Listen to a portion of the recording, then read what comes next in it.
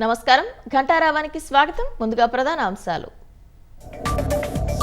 Vijayawada metro పనులకు మార్గం సుగమం చేస్తున్న ప్రభుత్వం. ట్రాఫిక్ కష్టాలు లేకుండా ప్రత్యామ్నాయాలపై ప్రజా ప్రతినిధుల చర్చలు. సునీల్ యాదవ్ ఫిర్యాదుతో 5గురిపై కేసు నమోదు. A1 గా YS Avinash youth WhatsApp group admin.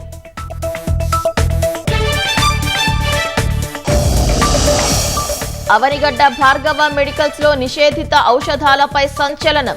YCP నేత వెల్లంపల్లి ప్రమేయం ఉందన్న టీడీపీ నేత కనపర్తి. ప్రకాశం జిల్లా ఉప్పుగుండూరులో లారీని ఢీకొన్న బస్సు. విహారయాత్రకు వెళ్లి వస్తున్న విద్యార్థులకు గాయాలు.